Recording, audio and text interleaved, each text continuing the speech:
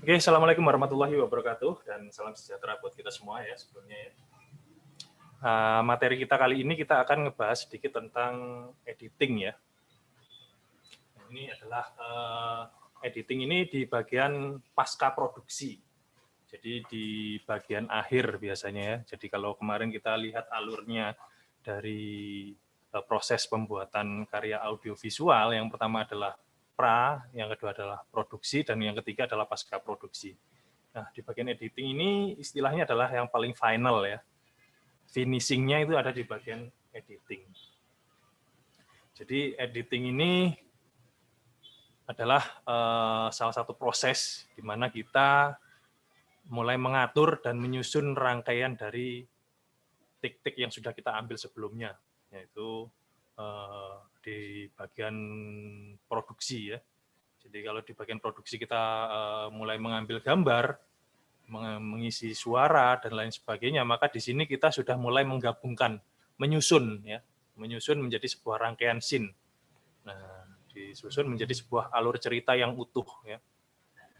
Nah, di bagian editing ini tujuan dasarnya yaitu untuk menyajikan sebuah cerita yang jelas ya.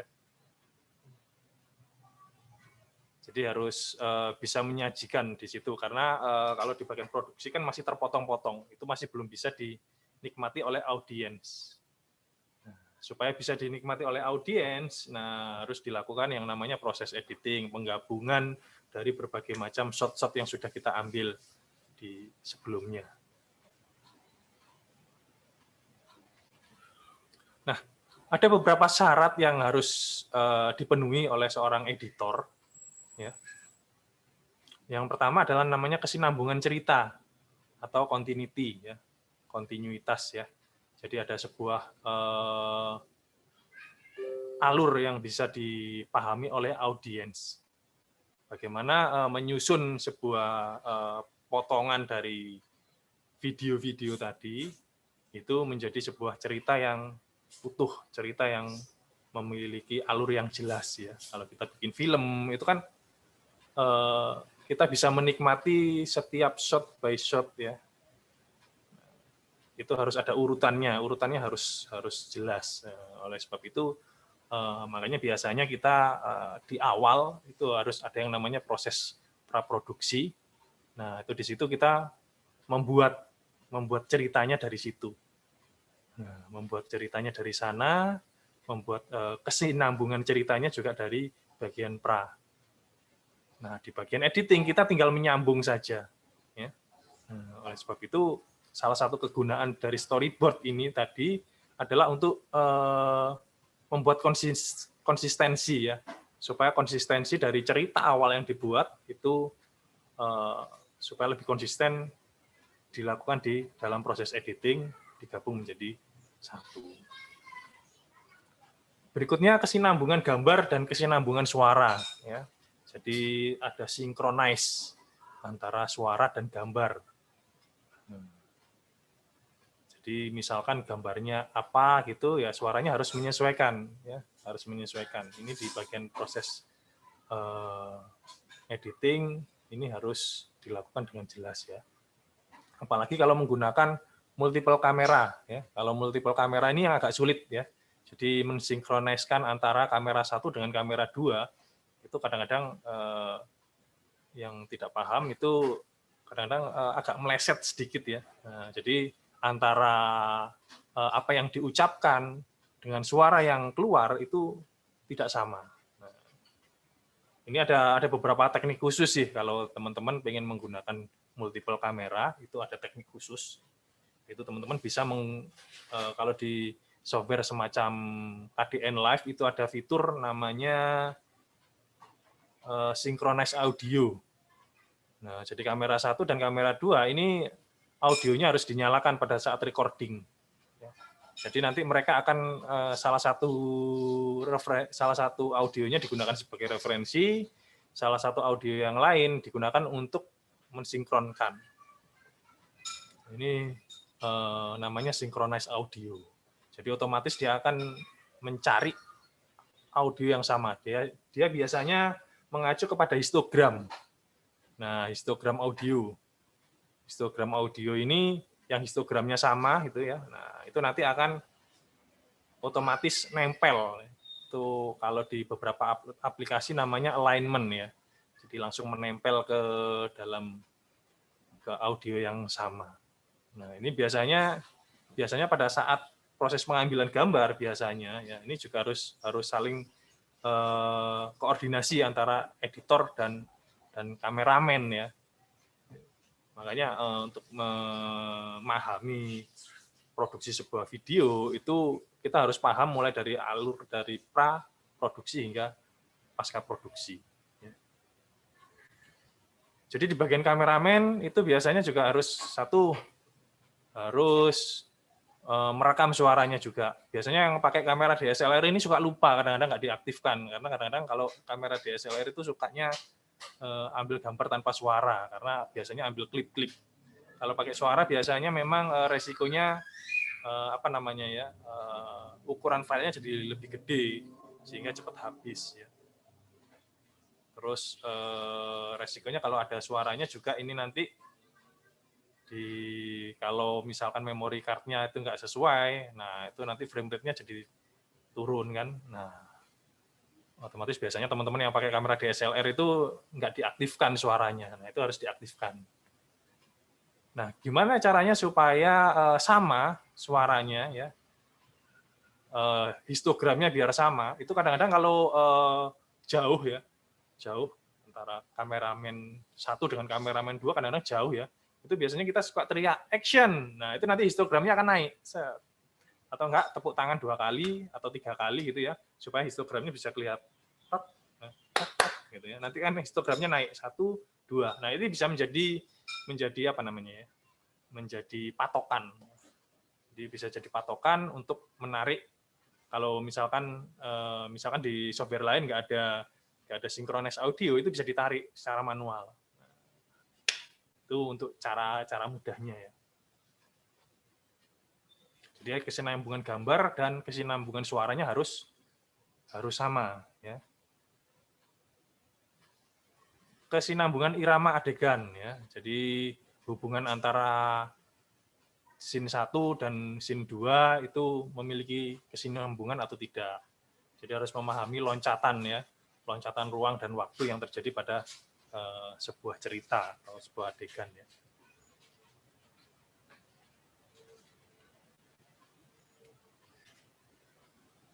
Editing ada berbagai macam jenis ya, berdasarkan waktu pelaksanaan produksi ya. Ada 2, yaitu switching atau editing spontan. Editing spontan ini biasanya untuk live ya, untuk siaran langsung.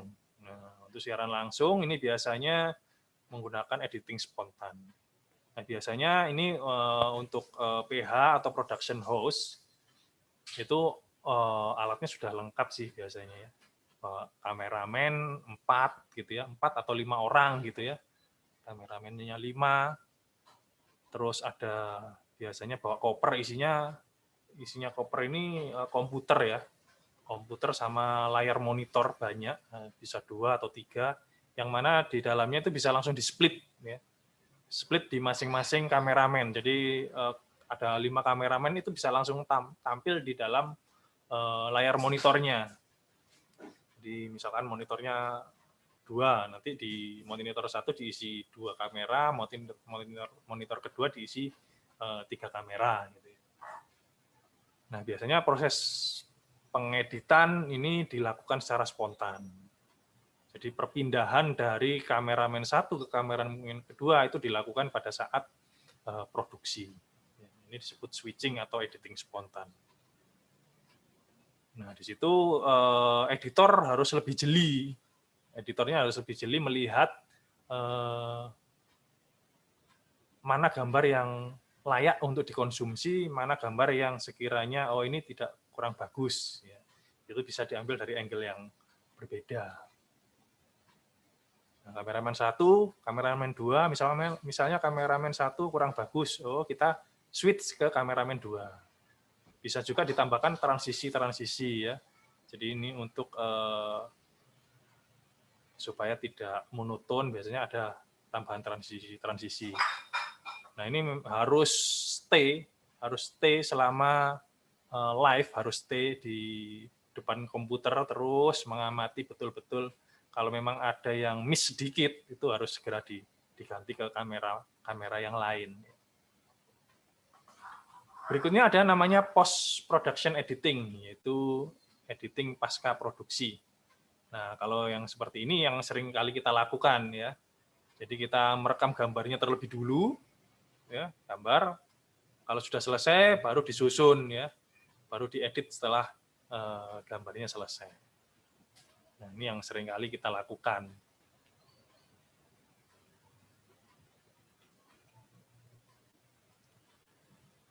Berdasarkan alat yang digunakan. Nah, kalau berdasarkan alat yang digunakan, ada namanya linear editing dan non-linear editing. Kalau non-linear ini kayak yang kita lakukan, kita pakai komputer dan pakai software. Ya, itu disebut non-linear. Kalau linear editing ini lebih ke editing konvensional.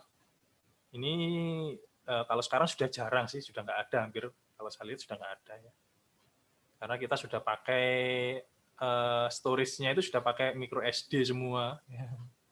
Kalau di zaman dulu kita pakai pita kaset, teman-teman ya. Ada kaset VHS gitu ya, Betacam ya. Yang kasetnya gede-gede ya, segini-segini. Nah, itu cara editingnya agak repot, teman-teman ya. Agak repot. Jadi kita harus merekam ulang setiap masing-masing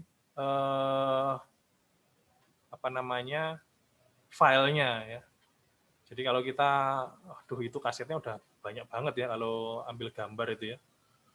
Itu kadang-kadang kepala bisa pusing gitu ya. Itu harus dicatat satu persatu ya. Kalau sekarang kan lebih mudah ya, kita tinggal kopas, tinggal editing. Kalau zaman dulu kita harus kaset ini dikumpulkan dulu, kita play ya, kita mainkan, nanti kita urutkan ya. Nah, urutkan misalkan adegan pertama, lanjut ke adegan yang kedua. Ini kadang-kadang adegan kedua ya kalau di posisi di tempat lain itu kadang-kadang kasetnya nggak sama gitu. Jadi kita ngerekam adegan pertama dulu. Jadi ada 2 kaset yang disiapkan, kaset master sama kaset untuk recording. Jadi kaset recording ini nanti untuk merekam kaset yang pertama, sampai di adegan sampai di menit keberapa gitu yang direkam. Kalau sudah, kita pindah ke kaset berikutnya, misalkan di kaset kita play dulu, jangan direkam, play mana yang dicari. Nah, urutannya taruh di situ, baru direkam lagi di tempat berikutnya. Ini agak sulit ya, linear editing. Kalau zaman dulu malah kalau pakai pita seluloid itu cuma digunting, ditempel pakai isolasi bening gitu ya. Nah,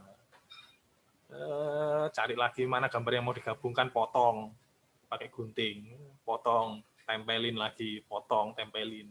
Kalau zaman dulu seperti itu ya. Terus lakukan rekaman ulang itu untuk ngisi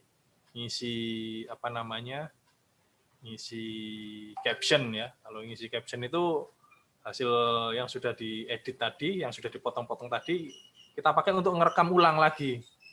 Ya, untuk masukin untuk masukkan teks gitu ya. Ini agak sulit. Sekarang sudah enggak digunakan, sudah jarang teknik-teknik seperti itu karena kemampuan hardware-nya sudah berbeda. Ya. Nah, sekarang yang kita gunakan lebih banyak artinya ke non-linear editing. Ya. Non-linear editing ini lebih mudah, jadi kita tinggal kopas, masukkan ke software, urutin di software, simpan Ctrl S gitu ya, selesai. Kalau dulu memang larinya ke hardware semua sudah.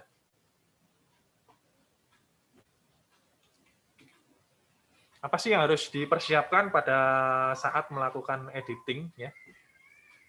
Yang pertama adalah workpin, ya, memindahkan hasil rekaman ke dalam sebuah folder. Ya.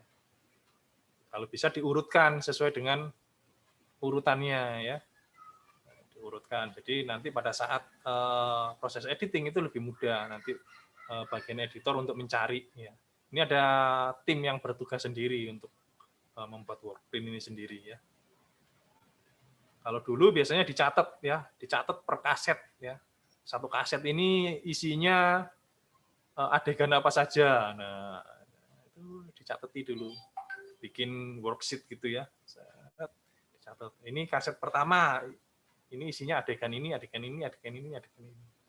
Jadi editor bisa cari dengan mudah. Kalau sekarang gampang, kita tinggal kopas aja ke foldernya kasih nama gitu. Oh ini adegan scene 1, scene 2, folder berikutnya, scene 3, itu dimasukkan ke semua. Semua hasil rekaman dipindahkan, baik yang jelek maupun yang bagus ya. Nah, berikutnya melakukan scoring. Scoring ini memilih ya, kalau sudah dikumpulkan ke dalam satu buah folder yang bagus, itu biasanya kita lakukan namanya scoring. Memilih ya. Memilih adegan-adegan mana yang bagus. Biasanya kalau saya sendiri ambil 2 adegan terakhir, nggak mau sulit ya. Jadi ambil 2 adegan terakhir, kan biasanya adegan pertama ini pasti jelek sudah, pasti nggak bagus. Adegan kedua mungkin ya agak sempurna dikit lah. Pengambilan gambar yang ketiga, nah ini biasanya agak mulai bagus ya. Ini biasanya yang kita pilih. Ya. Yang jelek-jelek boleh dibuang, kita ambil biasanya 2 atau ya 2 alternatif lah. 2 alternatif. Nah, di Wordprint ini kemarin saya sudah jelaskan bagaimana cara supaya teman-teman lebih mudah ya. Itu langsung dicatat di bagian storyboard ya. Nah, ini yang sering saya lakukan dulu kayak gitu. Jadi karena mungkin kebetulan kameranya cuma 1 jadi lebih gampang ya. Kalau toh pakai kamera 2 ya dua-duanya dicatat gitu ya. Saya biasanya storyboard yang sudah saya buat itu tadi. Nama filenya tidak usah diisi dulu, pada saat ambil gambar baru kita isi. Biasanya kalau kayak kamera DSLR itu lebih mudah ya. Namanya DCM, DMG, terus angkanya berapa gitu ya. Kita tinggal catat angkanya saja di bagian akhir. Di handphone mungkin agak sedikit panjang ya kalau di handphone ya. Jadi ada nomor-nomornya juga. Nah, nomor-nomor akhir itu biasanya yang kita catat. Kalau nomor-nomor di awal kayaknya nggak begitu penting, kita catat di nomor akhirnya. Ya, jadi pada saat memindahkan itu kita sudah tahu, oh ini posisinya di mana gitu ya. Atau kita tinggal search Ctrl F gitu ya. Nah, kalau nyari gambar, oh Ctrl F yang angkanya sekian gitu. Nah, kalau di KDN Live kita juga bisa tuh ya. Jadi kalau di KDN Live itu kita bisa menyusun ya di bagian bin. Itu kita bisa susun, kita pindahkan semua file ke dalam bin semua. Nah, nanti dari situ kita masukkan ke dalam folder-folder ya. Folder-folder. Jadi supaya lebih gampang. Kita memetakan, oh ini nanti carinya di mana nih, folder mana. Oh ini nanti carinya di folder mana.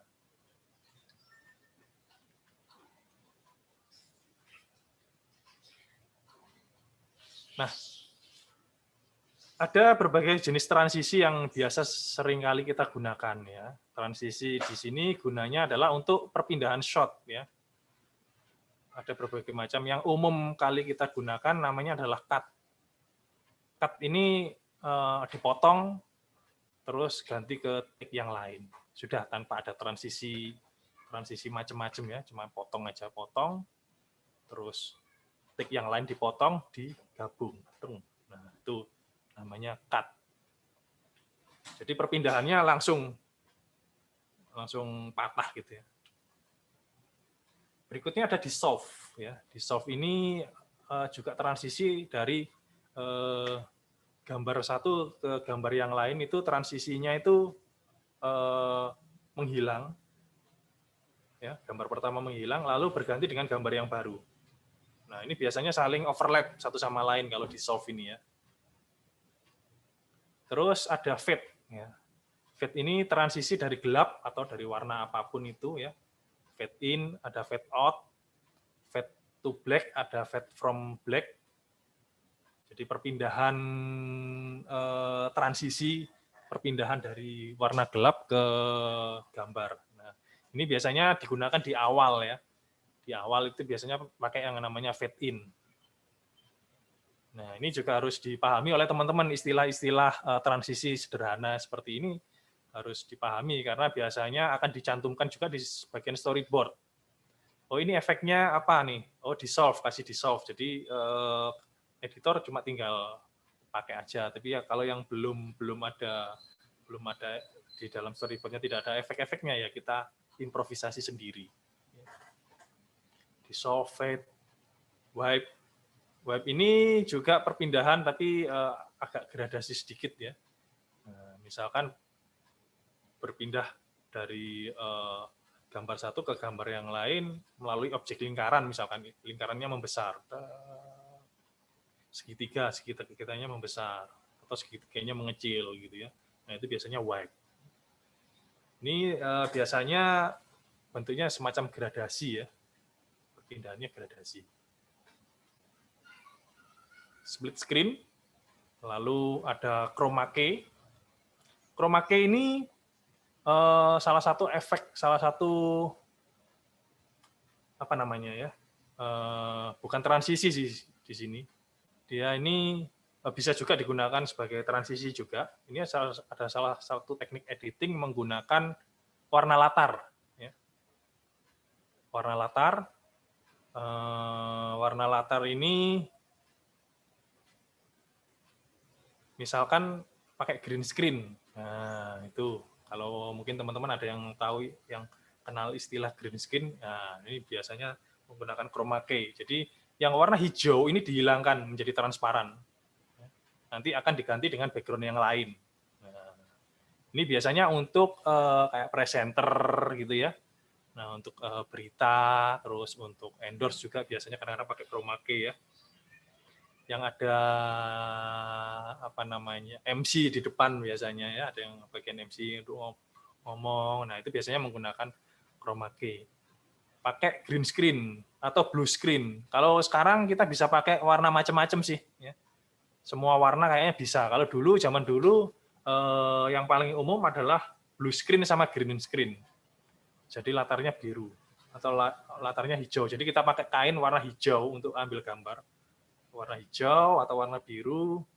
Nah, usahakan bajunya ya, pernak-pernik yang kita pakai dari si MC atau presenternya itu jangan ada yang sama dengan latar ya. Nah, ini kalau sama dengan latar nanti biasanya transparan, bolong ya. Itu biasanya kadang-kadang ada sempat terjadi ya. Itu kalau kita lihat berita kadang-kadang yang ini kayaknya kok bolong, kok tembus pandang dengan latar belakang, itu karena mereka pakai chroma key ya atau pakai green screen. Kalau sekarang nggak harus pakai green ya, nggak harus green screen, semua warna bisa. Jadi kayak di KDN Live itu chroma key-nya bisa warna macam-macam, ya. Biru bisa, hijau bisa. Yang penting gimana caranya baju kita tidak sama dengan warna latar. Pernak-pernik yang ada di depan, nah itu bisa mungkin nggak sama. Kalau ada yang sama ya itu tadi resikonya akan bolong. Ya. Jadi kita bisa mengganti dengan latar belakang yang ada di belakang ya, kita ganti background lain misalkan, nah, itu bisa pakai chroma key. Kalau sekarang kayaknya nggak pakai chroma key juga hampir semua aplikasi bisa ada ya, cuman memang nggak sehalus seperti pakai chroma key ya.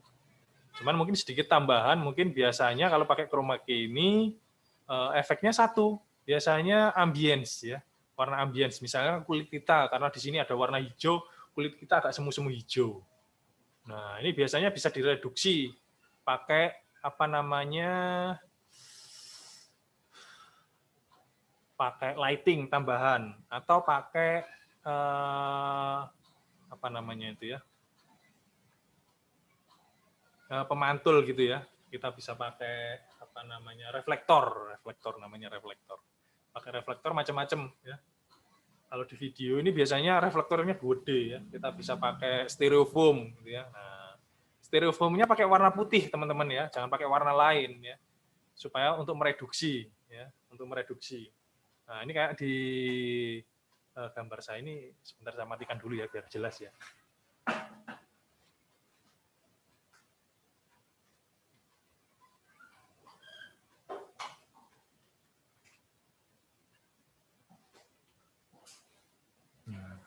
Oh enggak.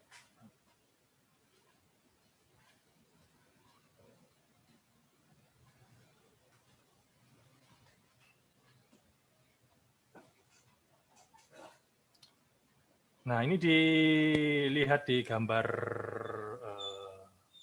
kamera saya ya. Nah, di webcam saya ini kan warnanya agak kekuningan tuh ya, karena latar belakangnya agak kuning. Nah, ini teman-teman bisa reduksi menggunakan reflektor ya.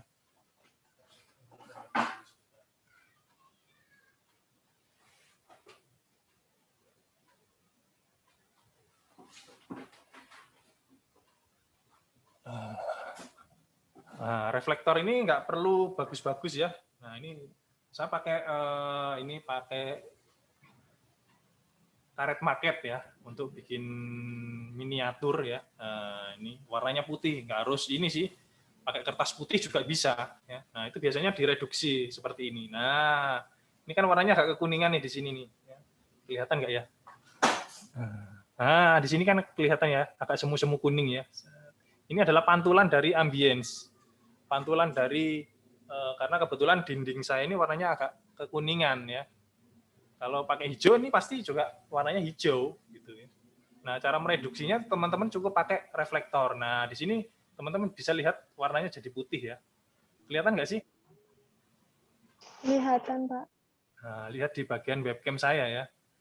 Nah, webcamnya kurang besar nggak ya? Atau teman-teman bisa perbesar sendiri deh. Ya, bisa diperbesar ya di sana ya? Nggak ya? Nah, kayak gini. Nah, ini warnanya sudah direduksi. Kuning bisa direduksi jadi normal nih. Ya. Nah, kalau kita lepas, hasilnya kayak gini, agak semu-semu kuning ya. Nah, itu biasanya kalau kita chroma key memang ada beberapa hal yang harus diperhatikan tadi ya. Apakah warna ambience-nya masuk nggak ke kulitnya si apa namanya MC-nya ya. Kalau memang masuk, salah satu caranya adalah direduksi. Yang kedua pakai editing ya. Editing di brush dikit-dikit, tapi memang agak sulit kalau di brush satu-satu ya. Nah, itu tadi tentang chroma key ya.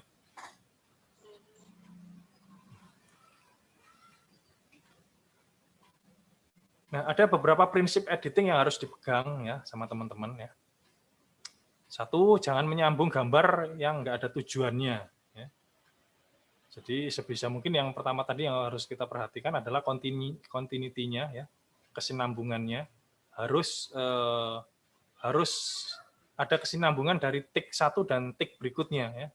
Shoot yang pertama dan shoot yang kedua ini nyambung nggak ya? Nah, di situ itu harus dipertimbangkan. Jadi kalau memang tidak nyambung, gimana caranya agar bisa menyambung? Ya. Karena setiap pergantian shot ini satu kita cenderung mengalihkan perhatian penonton ya. Jadi dari take yang pertama ke take yang kedua, maka perhatian penonton akan berubah nanti. Nah, dari misalkan objek utamanya si A, nah berikutnya objek utamanya ke B. Nah, itu audiens akan mengidentifikasi lagi di situ. Nah, itu harus dipertimbangkan setiap pergantian-pergantian ini perlu nggak dilakukan pergantian. Kalau memang nggak perlu, nggak usah. Kalau memang waktunya pas untuk orang audiens bisa mengidentifikasi, silakan. Oh, misalkan ini audiens bisa mengidentifikasi objek ini dalam kurun waktu 3 detik. Nah, kita bisa beri kelonggaran waktu di situ. Kita bisa beri misalkan 5 detik. Jadi orang bisa mengidentifikasi objek lalu menikmati gambarnya. Nah, itu ada durasi 3, ditambah lagi durasi 2 detik lagi. Supaya orang bisa mengidentifikasi sambil menikmati objek. Jangan terlalu cepat dan jangan terlalu lambat potongannya. Nah, ini berikutnya jangan menyambung 2 buah shot dari objek yang sama ya, dengan format yang sama besar. Nah, ini istilahnya namanya jump cut ya. Nah, ini yang sebelum-sebelumnya sering terjadi nih sama teman-teman ya. Nah, jadi dari angle yang sama, posisi yang sama, kemarin saya lihat ada yang pakai tali sepatu ya, duduk lalu pakai tali sepatu, tapi ukurannya sama, yaitu misalnya extreme long shot terus extreme long shot lagi. Nah, tapi gerakannya sama gitu ya, gerakannya nggak jauh beda gitu ya. Nah, itu nanti akan kelihatan patah ya. Perpindahannya akan kelihatan patah. Nah, itu disebut dengan jump cut. Jadi harus diperhatikan. Nah, ini juga harus koordinasi dengan tim bagian produksi. Jadi oleh sebab itu makanya storyboard itu penting banget supaya nanti pada saat menyambung itu bisa pas. Oh, ini kalau angle dari sini nanti disambung dengan angle dari posisi yang sama itu nanti terjadi jump cut. Jadi sebisa mungkin dihindari. Jadi solusinya ambil dari angle yang berbeda. Misalkan satu dari sebelah kiri, satunya dari sebelah kanan. Nah, supaya nanti jump cut-nya nggak terlalu parah banget ya. Atau dari angle dari sebelah kiri, ukurannya kalau mungkin ukurannya berbeda, nah satunya wide, satunya close up misalkan. Nah itu is okay. Jadi tidak jadi perpindahannya begitu nyaman gitu ya, nggak langsung nggak bikin kaget lah. Nah ini biasanya disebut dengan jump cut. Nah kalau kemarin-kemarin teman-teman di awal-awal dulu ya, nah itu banyak yang kejadian kayak gitu. Nah, nyambungnya dengan ukuran yang sama besar ya, angle yang sama, terus gerakannya sama lagi ya. Mungkin beda dikit lah gerakannya. Habis satu duduk, satunya pakai tali sepatu. Nah, kalau misalkan duduk lalu pakai tali sepatu, ini gampang ya. Selain angle, teman-teman bisa close up ke sepatunya supaya jump cut-nya nggak terlalu parah ya.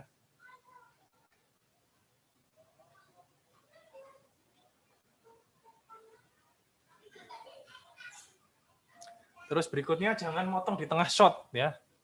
Apalagi saat kameranya sedang bergerak gitu. Kemarin ada juga beberapa ya. Belum selesai udah ganti take berikutnya ya. Nah, jadi usahakan ketika memotong orang sudah bisa mengidentifikasi dulu nih siapa nih tokoh utamanya, siapa nih apa nih objek yang ditonjolkan yang apa gitu ya. Misalkan ambil adegan buah pisang misalkan ya. Nah, orang sudah bisa mengidentifikasi buah pisangnya atau belum nih. Saat kamera bergerak, panning misalkan, belum selesai udah di tengah udah dipotong. Orang belum mengidentifikasi buah pisangnya misalkan. Nah, itu jadi sebisa mungkin pemotongan biasanya di awal sama di akhir ya. Nah, biasanya yang biasanya pada saat rekaman itu kan kadang-kadang kameranya gerak dikit ya. Nah, itu bisa menjadi acuan tuh dipotong. Nanti saat mencet itu biasanya gerak kamera kan, saat mencet recording itu kan, terus itu kan pasti kameranya agak gerak dikit. Nah, itu biasanya jadi acuan bisa dipotong dari situ. Nah, jangan membuat potongan di antara kedua kamera yang bergerak ya. Misalkan panning. Kecuali kalau pergerakannya sama. Satu dari kiri, yang kedua juga dari kiri lagi melanjutkan. Is okay. Terus kecepatannya juga harus sama. Kalau kecepatannya berbeda, nah ini agak sedikit patah ya. Jadi sebisa mungkin dihindari. Terus melakukan cut on movement ya, atau cut in action, yaitu motong objek saat sedang bergerak. Ya. Jadi objek mau berdiri, nah itu baru dipotong. Jangan sebelum berdiri atau setelahnya. Itu nanti akan kelihatan jump cut juga ya. Jadi orang mau berdiri, baru dipotong. Setelah dipotong, baru nanti pindah angle ke tampak close up. Tapi dia posisi sudah berdiri. Kalau sama-sama dia juga bangkit, usahakan potongannya pas ya. Nah ini resikonya kadang-kadang biasanya cara-cara seperti ini kadang-kadang nggak pas ya. Misalnya kayak orang berjalan ya, orang berjalan. Usahakan misalkan kaki kiri Geraknya kiri, kanan, kiri, kanan, kiri, kanan, nanti motongnya di kaki kanan. Di take berikutnya motongnya harus kaki kanan juga pergerakannya. Supaya nggak terjadi jump cut ya.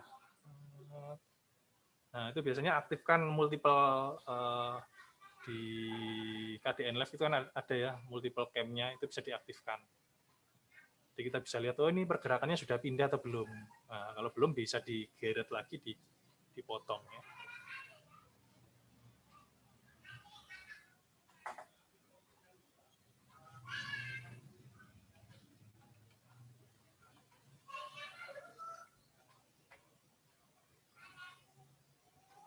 Nah, memberikan transisi itu sebisa mungkin memberikan waktu yang pas ya.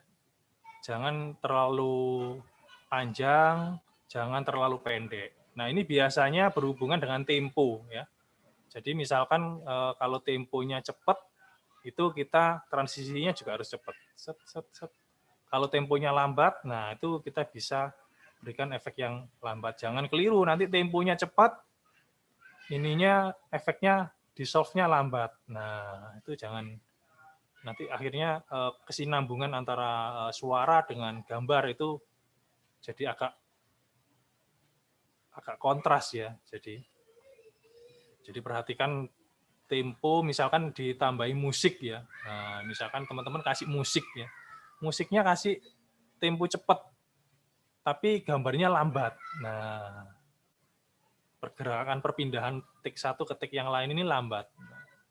Atau musiknya lambat tapi kita pergerakannya cepat, ganti shootnya cepat. Nah, itu sebisa mungkin dihindari, harus sebisa mungkin natural lah, supaya kelihatan natural. Jadi iramanya mengikuti iramanya musik, misalkan musiknya misalkan temponya lambat, ya tetap harus kita ikuti temponya ya. Terus kalau ingin menambahkan caption ya, sebisa mungkin caption ini tidak bertentangan dengan videonya ya. Misalkan menggunakan menggunakan hand sanitizer, tapi di situ gambarnya orang pakai masker. Kemarin beberapa ada pada saat teman-teman buat storyboard, nah itu ada yang berbeda ya. Nah, jadi dialognya ngomong apa, tapi yang ditampilkan apa. Nah, itu kemarin ada beberapa kemarin saya lihat agak beda gitu ya. Nah, itu sebisa mungkin dihindari. Jadi apa yang disampaikan oleh di narasinya atau di dialognya itu sebisa mungkin disamakan, sebisa mungkin kalau memang bisa ya. Apalagi yang perbedaannya jauh banget itu sebisa mungkin dihindari. Kalau toh memang sifatnya perpindahan, nah itu jangan terlalu cepat ya, dibikin agak lambat sedikit. Misalkan gunakan hand sanitizer gitu ya. Nah, itu gambarnya hand sanitizer, jangan gambar yang lain gitu ya. Lalu gunakan masker. Nah, gambarnya orang pakai masker.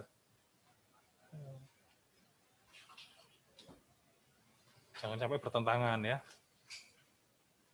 Nah, kalau mau memberikan caption, ini usahakan cari warna yang kontras nih ya. Nah, jadi ini pengaruhnya ke keterbacaan. Ya, jadi audiens harus bisa mengidentifikasi videonya, juga bisa mengidentifikasi caption. Ya, misalkan ada subtitle ya. Captionnya menjelaskan gunakan hand sanitizer, tapi warnanya senada dengan warna background. Nah, ini biasanya akan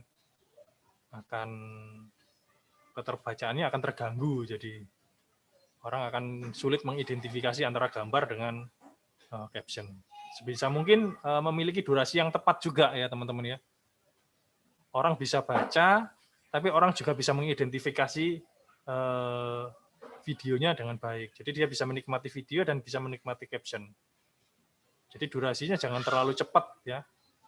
Misalkan 5 detik, orang sudah bisa baca ini dalam waktu 5 detik enggak? Nah, itu harus dipertimbangkan tuh. pakai hand sanitizer. Nah, itu kita bacanya itu misalkan 2 detik cukup, nah silakan. Oh, misalnya kurang, oh kita pakai 5 detik. Kenapa 5 detik? Karena kita juga harus membuat orang lain mengidentifikasi subjeknya dulu. Nah, itu juga harus diperhatikan. Jadi tidak sekedar oh ini warnanya sudah warnanya sama, durasinya terlalu cepat. Ya.